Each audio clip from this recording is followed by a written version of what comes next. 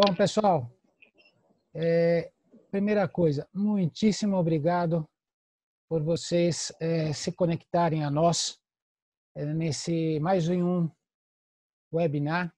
A gente sabe que não faltam webinars ultimamente e o objetivo do Instituto da Qualidade Automotiva era realmente fazer um webinar que faça diferença na vida de todos nós. Certamente vai fazer na minha, porque eu acho uma grande honra estar aqui. Tivemos mais de 263 inscritos e essa webinar vai ser gravado, então vai servir ainda de fonte de consulta para todos nós e também o material será disponibilizado para futuras consultas e eu sempre estou bastante disponível. E os meus dados estão na apresentação. O que é importante começa pelo título. O que tem de importante aqui? Duas coisas fundamentais. A gente precisa reduzir custos. Isso sempre foi uma necessidade do mundo corporativo. A gente sempre quer reduzir custo quando a gente está bem e quando a gente não está tão bem assim. Então, sempre precisamos reduzir custos. Outra coisa, sem perder o foco na gestão da qualidade. Essa é a marca do Instituto da Qualidade Automotiva. Então, sim, queremos reduzir custos, mas eu sei que todo mundo que trabalha na redução de custo tem uma ponta de preocupação em relação ao que pode acontecer numa corrida desvairada para reduzir custos em termos de qualidade. A gente sempre se preocupa. Então, a gente quer reduzir custos, sim, mas a gente quer manter a qualidade. Isso é muito importante. Então, dentro da redução do custo, a gente precisa pensar em como gerir isso. Então, como é que eu vou fazer o webinar de hoje? Nós vamos fazer assim. Primeiro eu vou me apresentar rapidamente, depois eu vou mostrar o que tem de custo visível e custos ocultos, invisíveis, e depois eu criei 8 regras, 8 pontos, que eu chamo de ouro, para a gente resolver problemas mantendo a qualidade, reduzindo custos, resolvendo problemas e mantendo a satisfação do cliente. Então, criei 8 tópicos, que é uma maneira, apenas uma maneira da gente poder mostrar isso. Então, este sou eu, sou formado em Física pela Pontifícia Universidade Católica de São Paulo, depois fiz pós-graduação na FECAP, na USP, nessas áreas de administração de empresas, com um pouco de foco em marketing. Dou aula há muito tempo no Instituto Mauá de Tecnologia, faz mais de 21 anos, dou aula de pós-graduação no Senai, já dei aula na FATEC, militei 40 anos na indústria automobilística, trabalhei em 3 fornecedores, em 2 OEMs, sou conselheiro hoje na SAE, que é a Sociedade dos Engenheiros da Mobilidade, e sou conselheiro principalmente na área de educação. E fundei a minha própria consultoria, que chama Big Learning, e óbvio que o meu foco é sempre o aprendizado, o acúmulo do conhecimento. Se a gente tiver que falar, e a gente quer falar de custos de garantia, a gente tem que ver o que é confiabilidade. Confiabilidade é uma medida da disponibilidade, confiabilidade e manutenção de um sistema. Desempenho do suporte de manutenção, em alguns casos, outras características como durabilidade e proteção. Então, se vocês perguntarem sim para mim, para quem é esta palestra, este webinar, são para todos que cuidam ou de manutenção de fábrica ou cuidam de um determinado componente, produzem um determinado componente e que prima pela qualidade e quer reduzir o custo. Então, as ferramentas são absolutamente as mesmas. O que é o custo da garantia? Aqui é um gráfico só para a gente começar a temperar a nossa discussão. Percebam que quanto menor a qualidade de um determinado produto, maior vai ser o custo de garantia. Então, esse gráfico aqui quer mostrar isso. E quanto maior o investimento que é feito em termos de prevenção, em termos de inspeção, você vai reduzir esse custo de garantia. É meio óbvio, mas é bom para a gente começar a nossa conversa. Muitas empresas praticam o compartilhamento dos custos de garantia. Eles chamam de uma política de compartilhamento dos custos de garantia. Por exemplo, enquanto o custo da garantia não atinge um determinado limite, não há uma ação para melhoria desse item, contanto que o responsável pelo problema pague.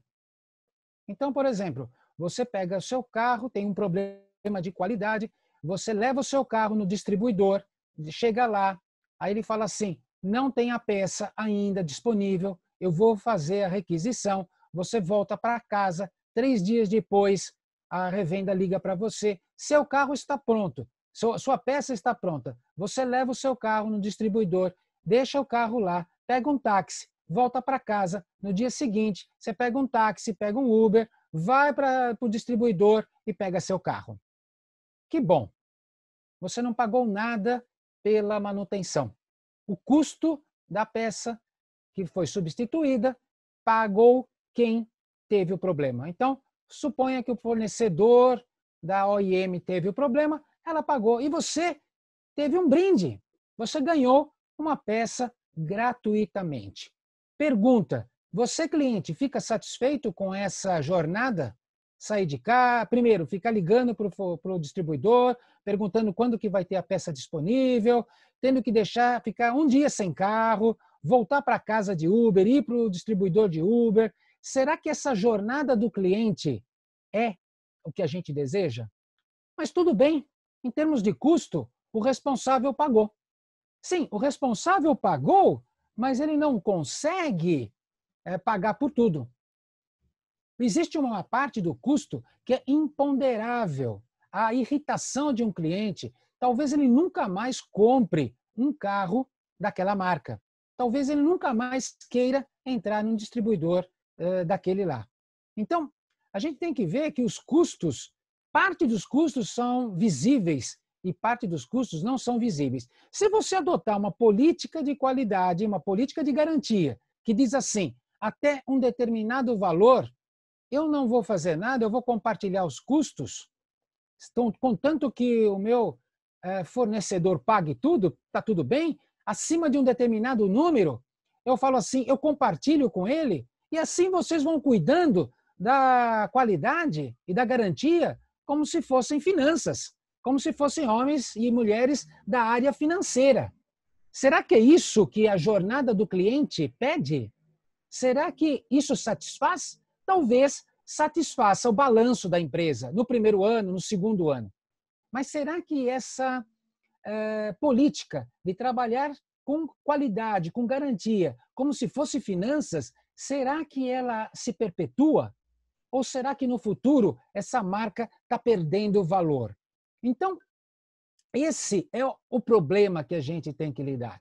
Queremos ser finanças, queremos ser qualidade, queremos ser engenheiros. Como nós devemos nos posicionar? Nessa aqui é a curva da banheira. A curva da banheira mostra, e isso mostra para máquinas, mostra para peças, que ela tem se comporta com uma taxa de falha decrescente na primeira fase, quer dizer, tudo que quebra logo que você comprou é uma mortalidade infantil. Comprei, quebrou no dia seguinte, quebrou no mês seguinte, isso é uma mortalidade infantil. Quando acontece isso, aonde que está o problema? Aonde que geralmente eu posso buscar o problema? A gente vai buscar o problema, um minutinho, vou ajeitar aqui. A gente vai buscar o problema na parte da manufatura. Se quebrou tão rápido, isso foi manufatura. Provavelmente alguma coisa saiu errada da sua fábrica. Depois você passa por um período onde tudo está aleatório, pode acontecer, não pode acontecer o problema. É a fase do meio da banheira e na fase final, lógico, o tempo passou e aí começam a acontecer as falhas. Então, a primeira fase, a mortalidade infantil, a culpa geralmente é da sua manufatura, é de como foi fabricado. E depois, o problema é do design. É importante ter isso em mente, porque cada vez mais a gente quer vender produtos com garantia. A gente quer estender a garantia. A gente quer produtos que tenham um valor residual muito grande. Ah, eu tenho um carro, eu tenho esse carro há 10 anos e ele nunca me deu problema. É muito mais fácil vender um carro assim do que vender um carro que seu vizinho vê que toda hora está no mecânico. Então, a gente quer aumentar o valor residual do nosso produto. Então, sim, as duas fases interessam, a fase manufatura e a fase design. A fase manufatura, para você não criar uma enorme decepção no cliente. O cliente está de lua de mel com o computador dele, o cliente está de lua de mel com o carro que ele acabou de comprar e ele quebra. Então, isso não é admissível. É uma insatisfação imensa, intangível o custo disso. E de design, eu quero um carro que tenha valores residuais na hora que eu for vender, a hora eu quero que dure muito. Então, essa fase é a fase dos nossos amigos do design. Se a gente estiver falando de máquina, a mesma coisa. A gente quer que a máquina tenha um tempo médio entre falhas, mean time between failure, muito grande. A gente quer também que a parte de diagnose seja rápida, a gente quer que o reparo seja rápido e a gente quer que o produto volte, a máquina volte a funcionar tão prontamente quanto possível. Então, o que se fala para a máquina, a curva da banheira de um componente é igual à curva da banheira de uma máquina. É a mesma coisa.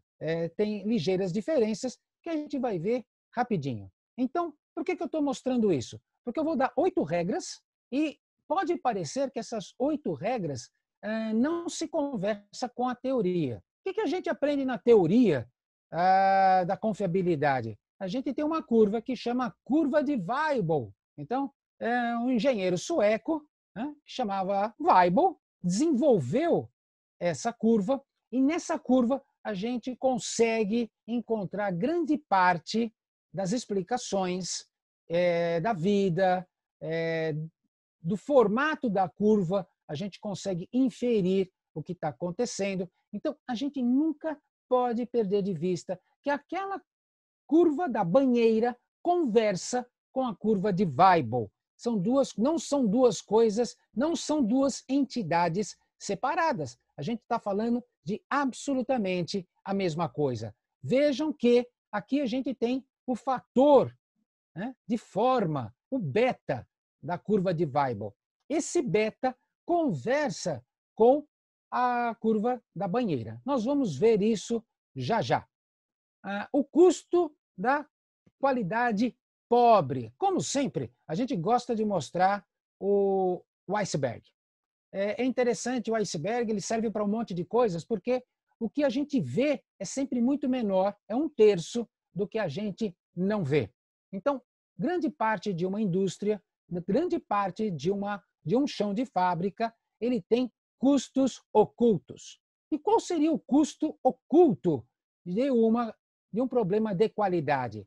A gente pode dizer que são as perdas de vendas, do tipo, eu nunca mais quero esta marca, eu nunca mais quero entrar num distribuidor tal, eu nunca mais quero comprar na fábrica X. Então, as vendas perdidas, como é que tangibiliza? Como é que os senhores de finanças vão tangibilizar essa perda de venda futura? Simplesmente não se tangibiliza, não se vê. Você vai lamentar isso no futuro, quando a sua empresa estiver rastejando por vendas, por aumentar as suas vendas. Então, outra coisa é o excesso de inventário. Se você tem muitos problemas de qualidade, então você tem que ter muitas peças para substituir. Ou o seu cliente vai ficar esperando muito tempo. Então, isso é esse excesso de inventário é dinheiro também perdido. Controles adicionais, procedimentos, até chegar na parte legal. Você pode entrar em um recall, e recall não existe só de carro, recall existe de computador, existe de bateria de computador, existe de comida, existe de remédio. Então, qual é o custo de um recall? Se você for bem o ano inteiro e tiver um recall, pode ser que isso já seja suficiente para arruinar os seus objetivos no ano. Então, a gente vê nesse gráfico os custos da boa qualidade, que normalmente são relativos à prevenção, e custos de avaliação. E o custo da má qualidade, que são as falhas internas e falhas externas. A pior falha é quando a falha já chegou na mão do cliente, porque aí começa a entrar o que eu falei, o intangível, e aí é mais difícil. 8 regras de ouro da análise de garantia. Então, primeira parte, a definição do problema. Coloquei em 3 pontos. Primeiro, fazer o gráfico de Pareto dos componentes retornados do campo, por tempo de uso ou quilometragem, região do país onde aconteceu a falha, custo da falha, impacto ao cliente. Né? Então, tudo isso daí a gente precisa colocar em gráficos, porque me interessa muito saber se um determinado componente quebra mais numa região quente ou numa região fria do Brasil. Me interessa muito saber qual é o tipo de combustível utilizado em determinada região. Me interessa muito saber o tipo de poeira que eu tenho em uma determinada região. Então, a gente precisa fazer vários gráficos para poder conversar, né, dialogar com o problema. Nós vamos conversar com o problema. Então, o impacto no cliente, como que a falha se manifesta, tudo isso é muito importante. E, pessoal, não se esqueçam, componentes fora do período de garantia também interessam muito. Mas por quê? Se o componente fora de garantia, eu não vou pagar. Sim, se você for de finanças apenas, é bom que você não vai pagar. Mas, se você for engenheiro de verdade, você quer saber por que foi a falha. Porque um dia você vai ter que estender a garantia. E o dia que você for estender a garantia, você quer saber o que acontece com a peça depois do atual período de garantia. Então, toda a peça deve ser analisada. Se a peça é importante, se a peça ela está doendo no bolso da sua organização, você deve analisar, estando ou não estando dentro do período de garantia. Porque ela pode sinalizar para você o que você tem que fazer na hora que você tomar a decisão de estender a garantia. Está todo mundo estendendo a garantia. Se você não aprender com o que já vem do mercado, você vai querer aprender como? Aí você vai gastar um dinheirão fazendo testes, se o teste pode vir para você das peças do campo. Então, dialogar com os dados. 2, você vai fazer a análise pós-mortem. Quer dizer, a peça retornou? Primeiro, se a peça é importante, se ela custa, por favor, pegue a peça de volta e analise com as suas mãos. Não adianta foto de WhatsApp, não adianta e-mail. Pessoal, falha se analisa com as mãos. Você sente o cheiro, você toca a peça. Essa peça, você vai começar a procurar as suas marcas que testemunham como que ela foi a falha. Então, existe um namoro com essa peça.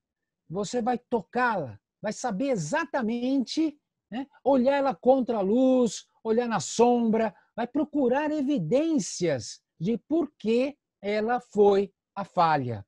Então, se a peça é importante, se o teu Pareto disse que ela incomoda o bolso da sua organização, por favor, retorne a peça e olhe a peça. Se retornar 100, analise 100.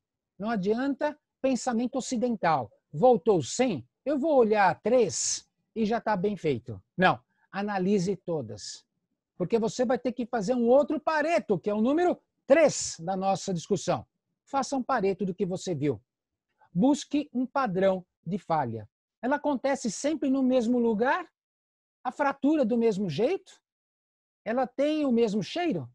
Ela está coberta de poeira? Ou ela não está coberta de poeira? Então, com tudo que você fez no 2, que é o pós-mortem, que é o atestado de óbito de cada peça, você vai poder fazer um Pareto.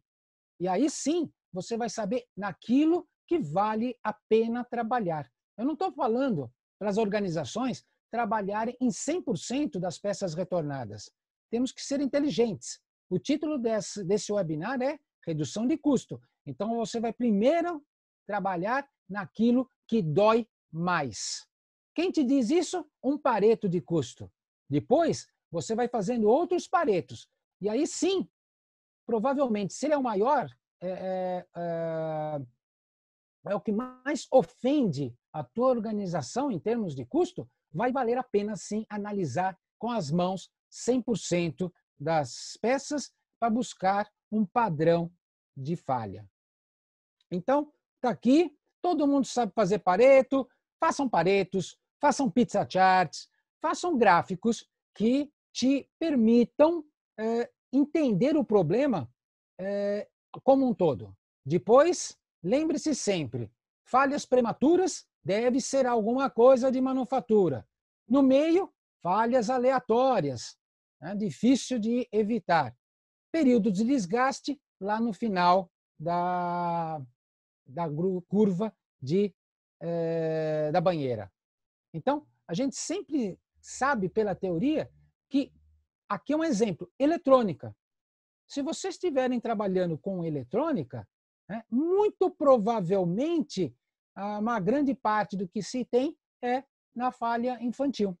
O que tiver que acontecer, acontece rapidamente. Comprou a televisão, ligou, quando que ela vai queimar? Eu não sei. Vai demorar. Agora, comprei minha televisão, liguei, não funcionou, já sei que não funcionou. Já acabou tudo. Então, essa parte de mortalidade infantil é muito importante na eletrônica. Então, para cada commodity, eu trabalho com borracha, eu trabalho com eletrônica, eu trabalho com metal. Cada uma tem uma conversa. Então, vocês têm conhecimento para isso. Então, aqui é um namoro que vocês começam a ter com a falha. Por exemplo, eu estou mostrando aí uma fractografia.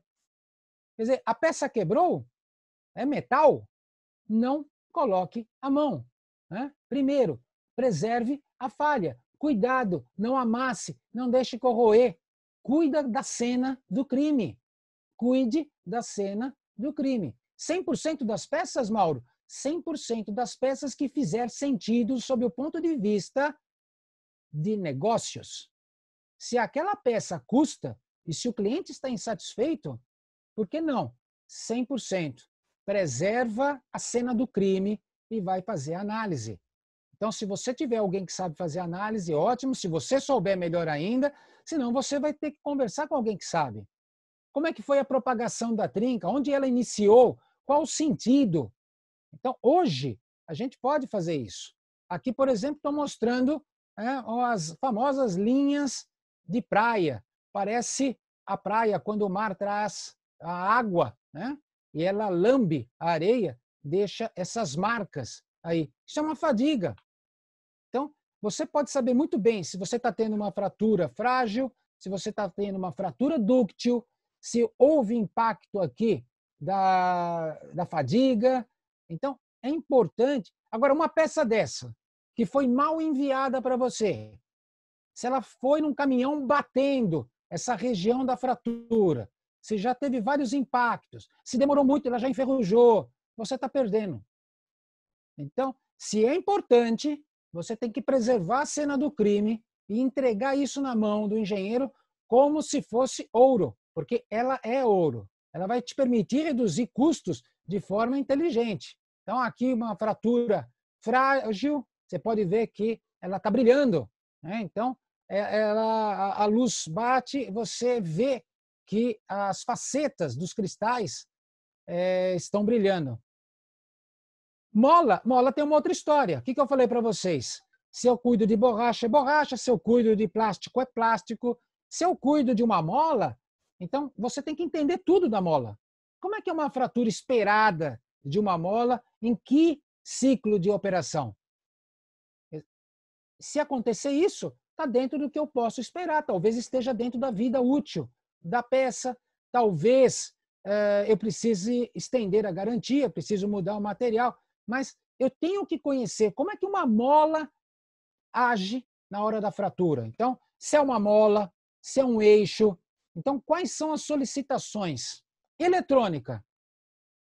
A eletrônica também diz. Quando você olha uma placa, você pode falar, opa, isso aqui é que eu tive um pico de tensão. Talvez na hora que eu estivesse conectando a placa na minha manufatura, talvez na hora que eu estivesse fazendo até o teste, eu tive um electrical overstress. Eu estressei, falando do ponto de vista elétrico, a mais do que deveria.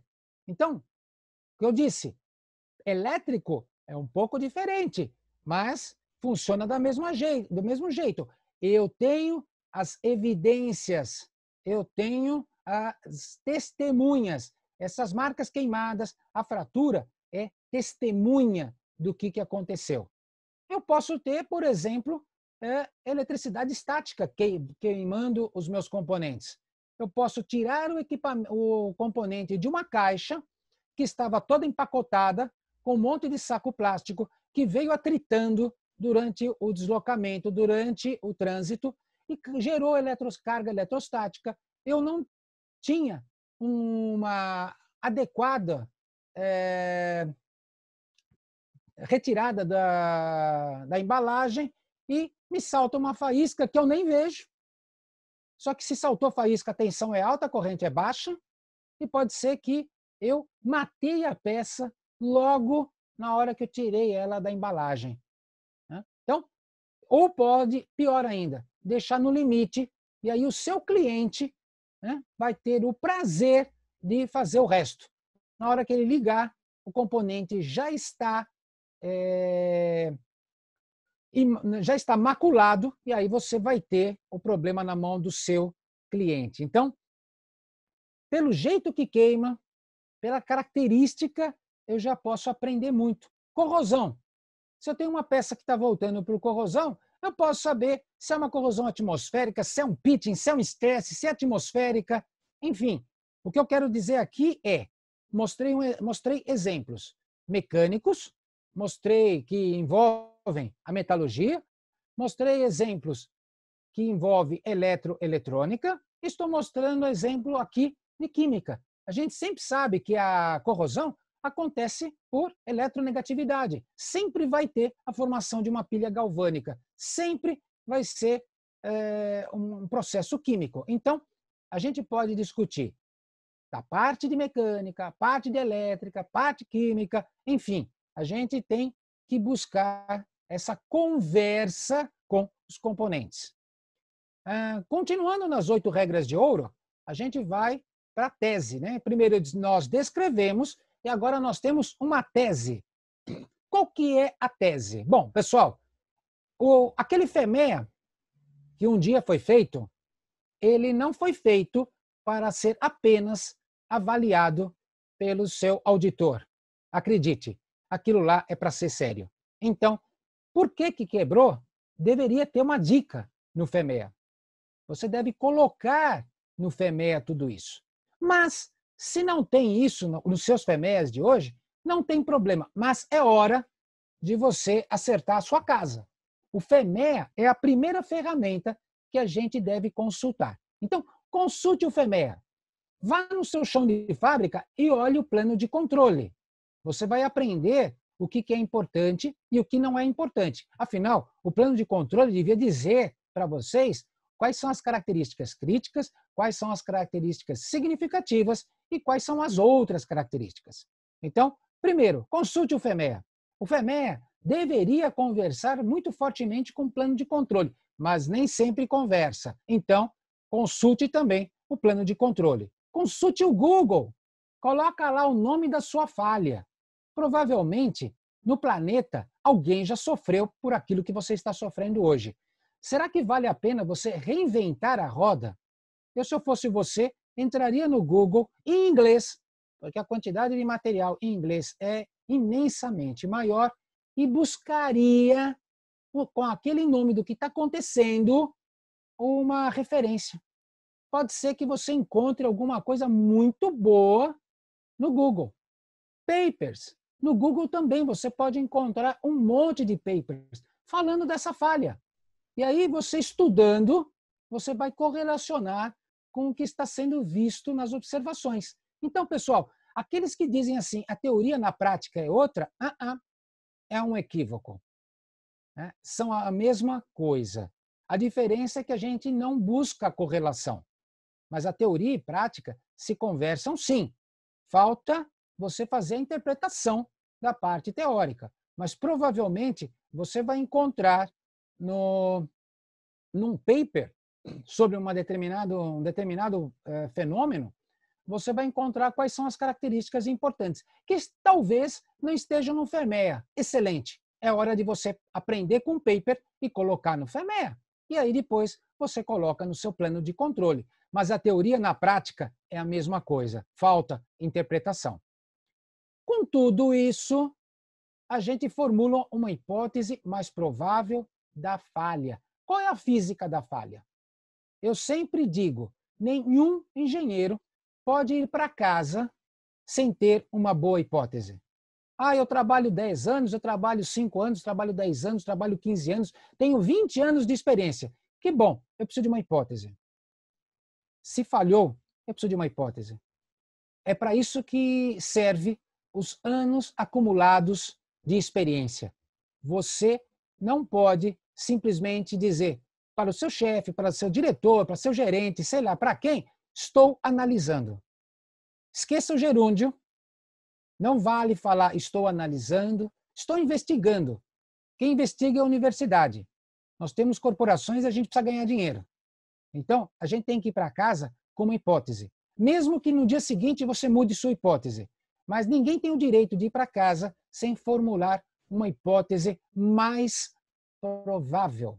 Não é a hipótese que vai ser definida, mas você tem que formular 2, 3 hipóteses mais prováveis. E aí sim, você vai trabalhar em cima das hipóteses mais prováveis.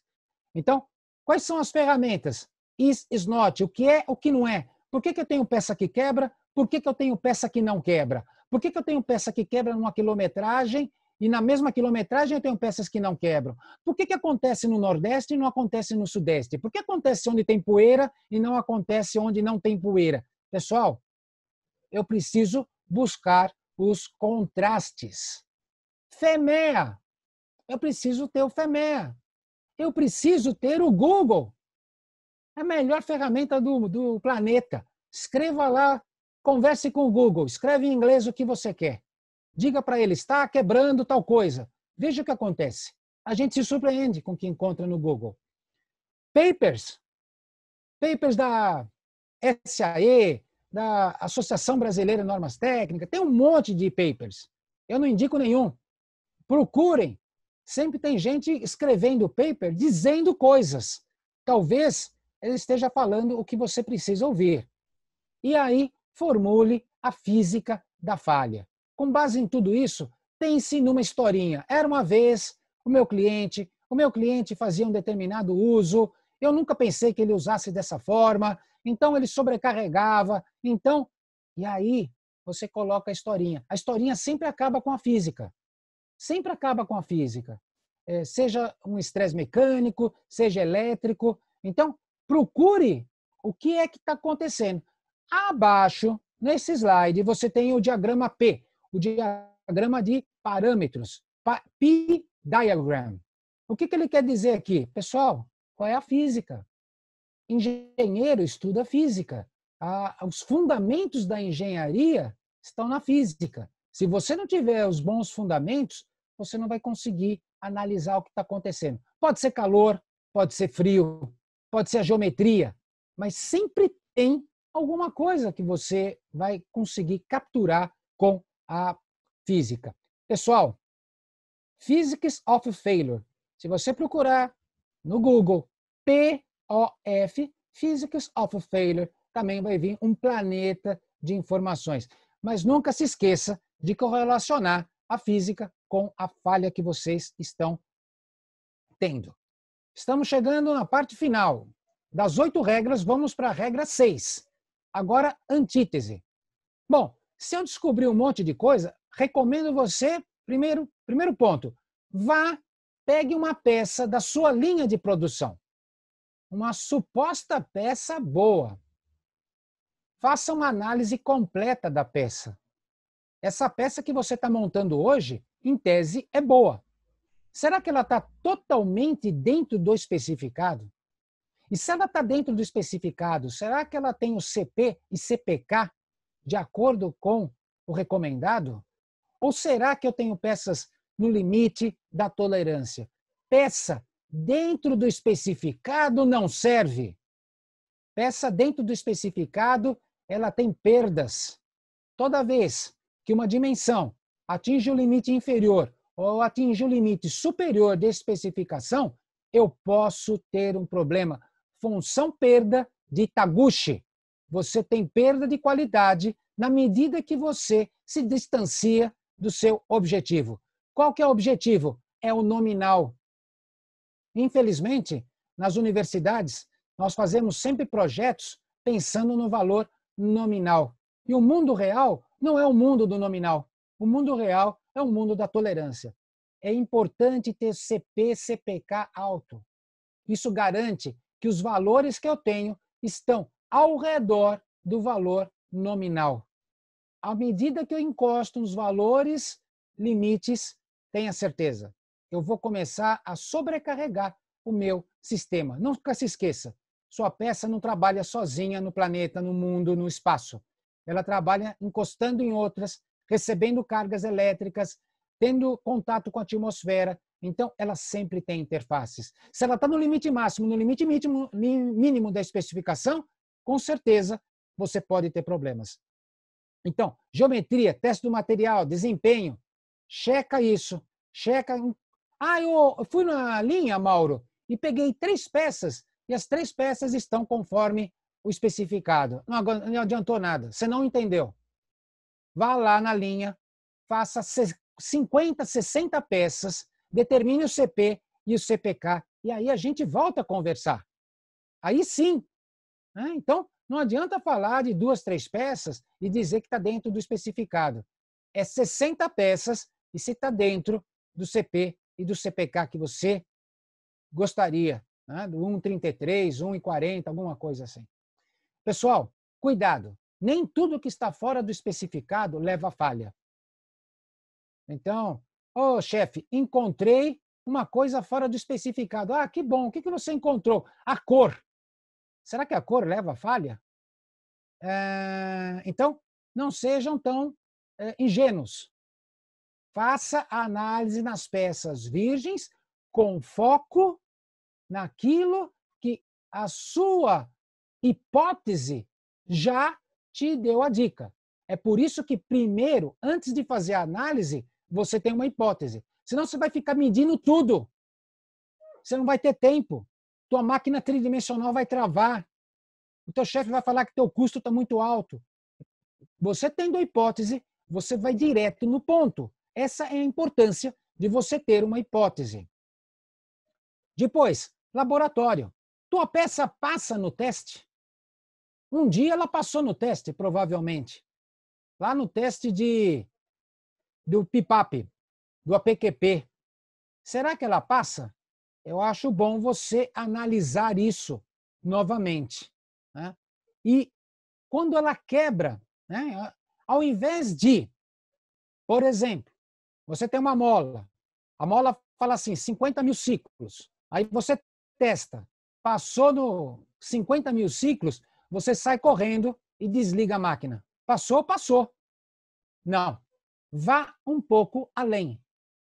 Leve a falha. Testar de acordo com os ciclos é advogado. Engenheiro quer saber como que a peça vai à falha. Se a peça é tua, você quer saber como é que ela falha. Te interessa. Ela é tua. Então você tem que saber se ela quebra do mesmo jeito que quebra no campo. Agora, se a peça que chegar do campo é diferente da peça que você falha no seu teste, isso quer dizer o quê? Que ela deve ter uma outra solicitação no campo que não seja exatamente a do seu teste. Ou seja, está faltando um teste que reproduza a solicitação que a sua peça sofre na vida real. Talvez você não saiba como que é a vida real do usuário da sua peça. Então, pense nisso.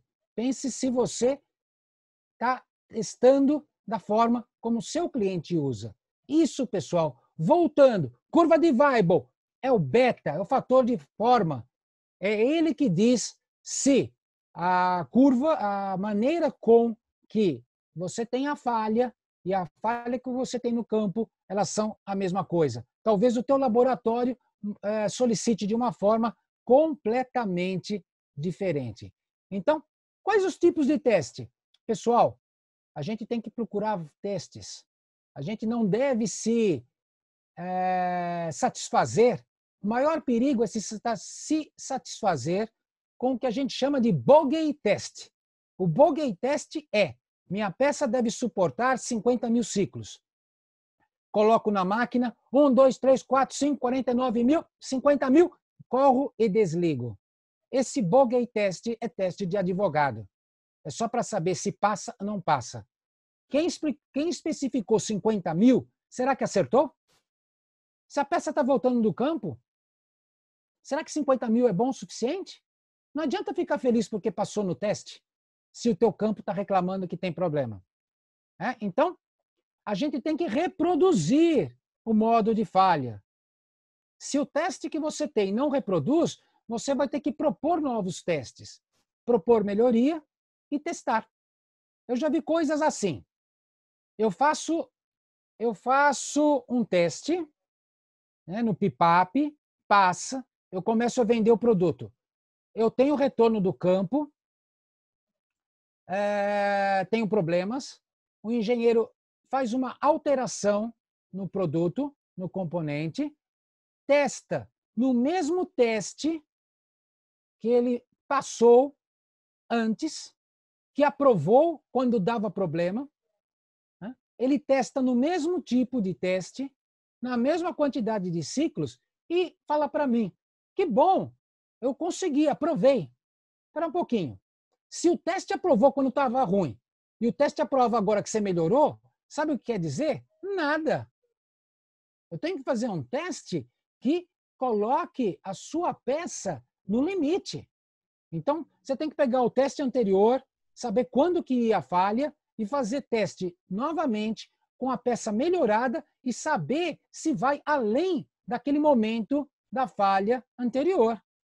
Ou, se a solicitação mecânica, elétrica é outra, que seja um outro teste. E sempre fazer 2 a 2, a peça como era e a peça nova, back to back, como a gente diz, uma atrás da outra, porque senão eu perco a minha correlação. Então, lembre-se sempre, engenheiros, nós temos o bogey test, que é o teste do advogado, que tem lá ciclos, e você cumpriu o ciclo, você sai comemorando.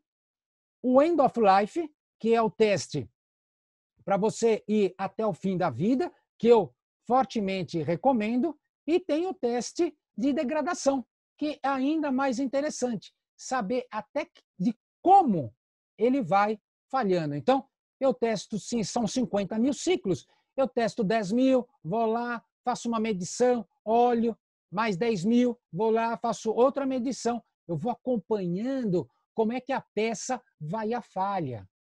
Aí vocês veem que tudo isso é muito grande e que eu não recomendo para todas as peças, mas eu recomendo para aquela que dói no bolso da organização. Então, você tem um Pareto, você tem a primeira, a segunda, a terceira, vá atacando uma por uma. Então, faça uma engenharia reversa, dá uma olhada. Esse daqui é o V do desenvolvimento de produto.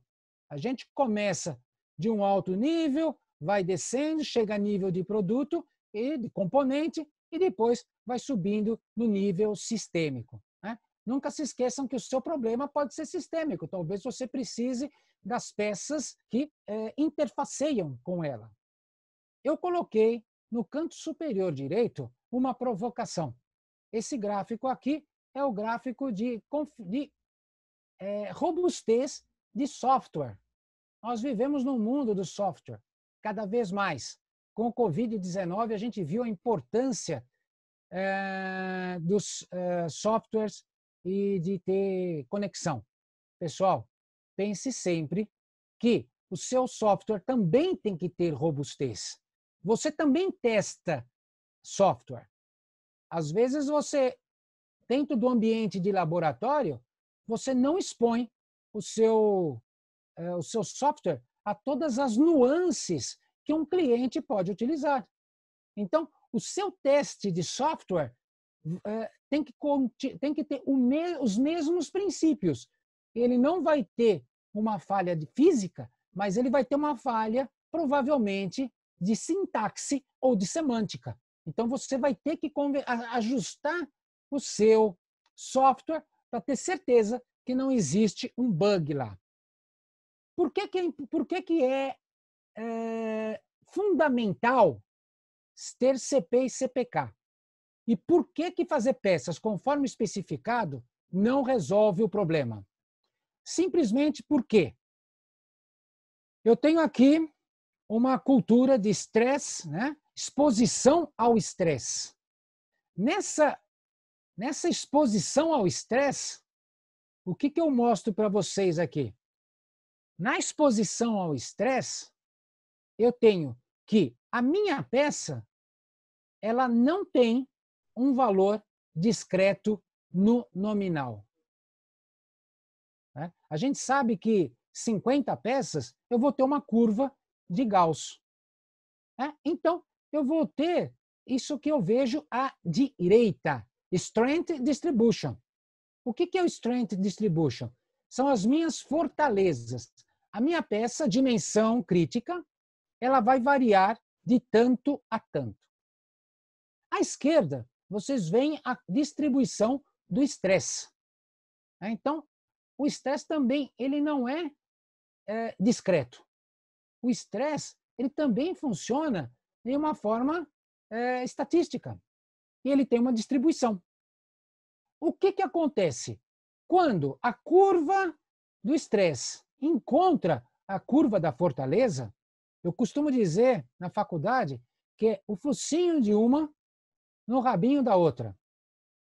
Quando as curvas se encontram, o que acontece? Eu violo as fortalezas.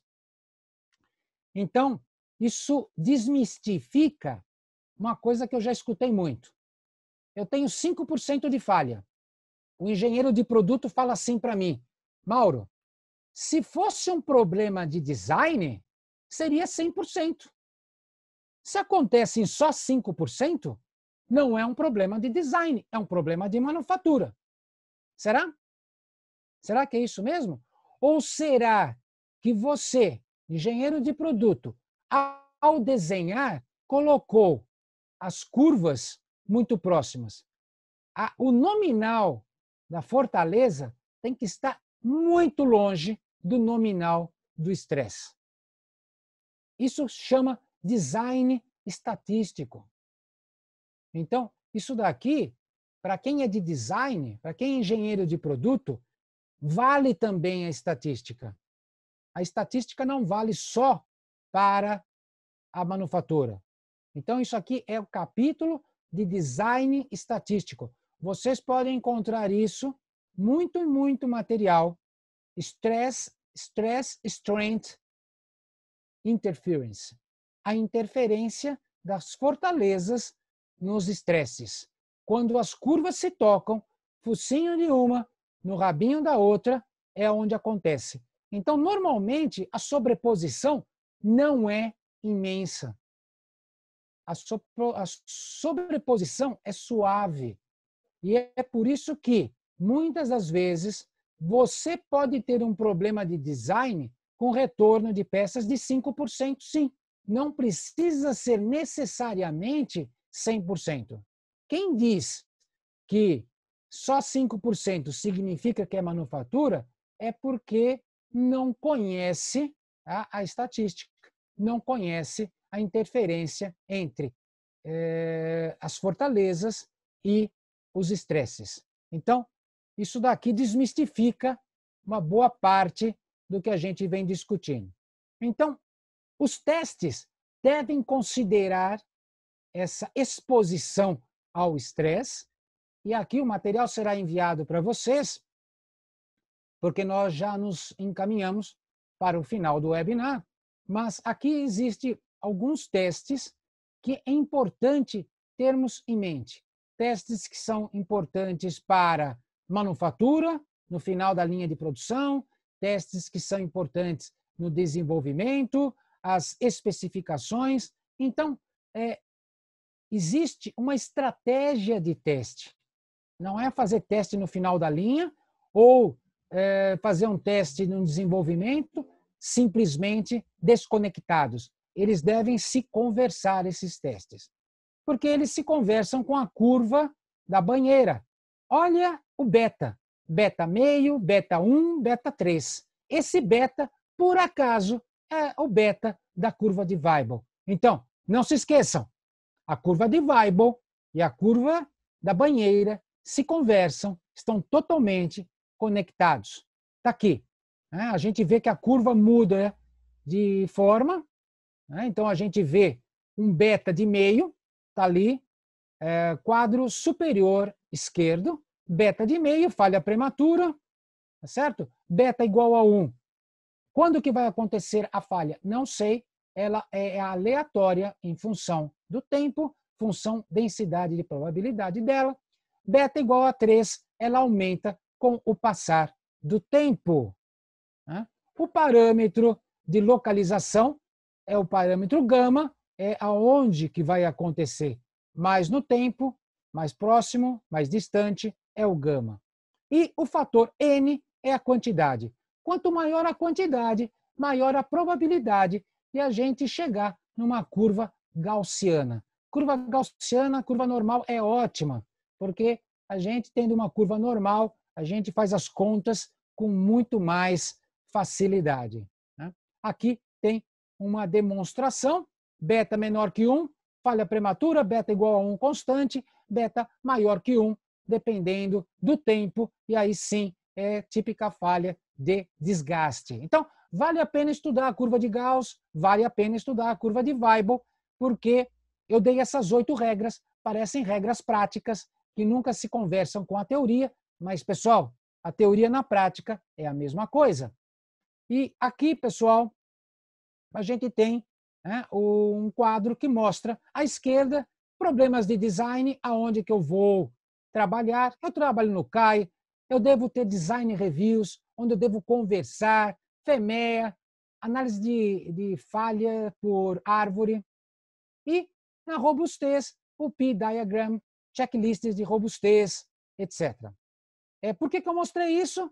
Porque espero que vocês resolvam os problemas de qualidade das peças de hoje, consigam reduzir os custos e nunca mais tenham problemas. Se cada vez que vocês fizerem um lançamento de um produto, vocês tiverem que fazer todo esse exercício, a vida vai ser muito difícil.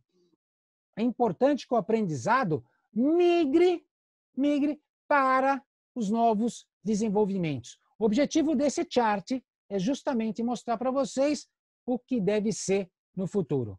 Então, aqui tem a curva de Gauss e a gente vê aí que a gente tem o rabinho e o focinho da curva, sempre perigoso. Se a gente tiver uma especificação que quanto mais, melhor, pode ser exatamente essa curva de Gauss, que é os high performance. Mas, se o que eu tenho no nominal é o ideal, então você tem focinho e rabinho com baixa performance. Essa aqui é a curva santo graal do desenvolvimento de produto, design estatístico. Pessoal, era isso. Eu me sinto muito honrado em ter feito esse webinar pelo Instituto da Qualidade Automotiva. Vocês me encontram através dos dados na tela e muito em breve esse material estará na mão de todos vocês. Leonardo, algum comentário? Nenhum comentário, Mauro. Pode encerrar, foi muito bom. Obrigado por compartilhar esse conhecimento com a gente. Ajuda a gente bastante em várias tomadas de decisões.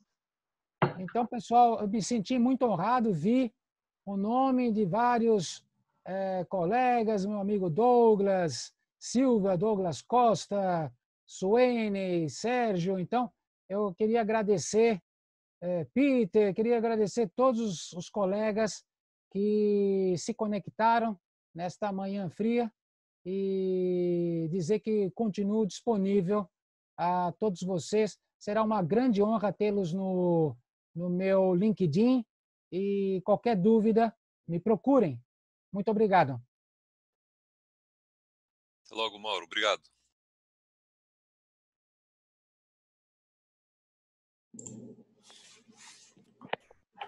Obrigado, Mauro. Muito bom.